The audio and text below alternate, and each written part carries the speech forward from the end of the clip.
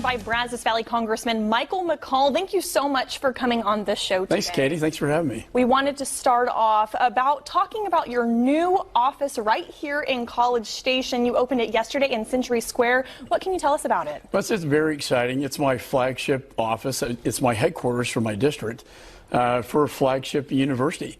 We had the Chancellor Sharp was there, and we had the mayors and county judges. Great event, great opening. Very excited to represent this area. Of course, I have a lot of the surrounding areas before, but to represent Texas A&M is very special. My wife graduated from A&M. My triplets are seniors at A&M, and my father-in-law, was on the Board of Regents, chairman, and the Mays School of Business was named after him. So, in a way, it's a bit of a coming home. It's a family affair for us. And my father-in-law passed away, last year, but he knew before he died that I was going to represent A&M, and it was just such a warm, great day yesterday. So many personal ties to the area. Yeah. Back in Washington, what have you been working on? Well, there's a lot going on, believe it or not. So I chair the Foreign Affairs Committee, and that's why, having the Bush School that does foreign policy, Rellis campus that works on hypersonic weapons and all sorts of things that I work on in my daytime job. Great fit, I think, for both of us, right? For A&M and for me. But I think we just came out of an oversight hearing on Afghanistan.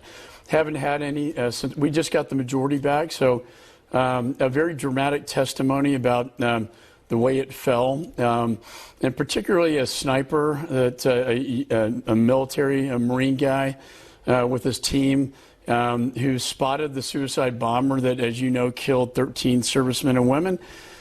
We found that he saw that bomber in advance in his sights. When he and his team, ran it up the chain of command, they were not able to get permission to engage. In fact, they couldn't get back to him at all. It is a huge mistake because had they been able to take out that suicide bomber, it would have saved so many lives, including the 13 servicemen and women who passed, the 140 Afghans who were killed, and the 50 or so injured. This particular veteran, he had his leg blown off and his arm. And I gave the mother a hug. She lost her daughter, who was a Marine sergeant, to the blast. And, she just said, it didn't have to happen. And so this is the first time now we're hearing what really happened on the ground, during that evacuation. We haven't, previously not having the majority, we could not bring these hearings out publicly.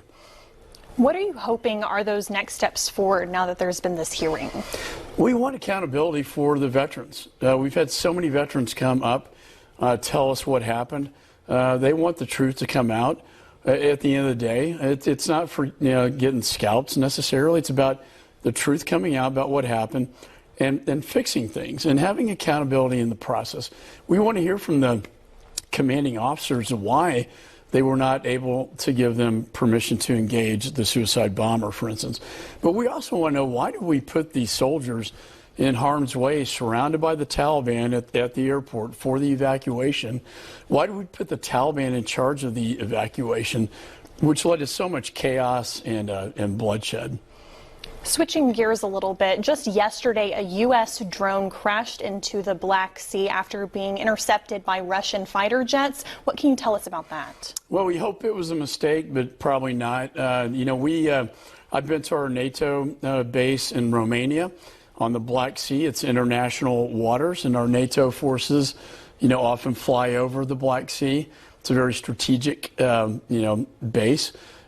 This was a drone, a United States drone, that was in international waters, so it was not in Russian waters or even Ukrainian waters. And so that's a violation of international law for a Russian fighter jet to clip or take down one of our drones. I hope it was accidental.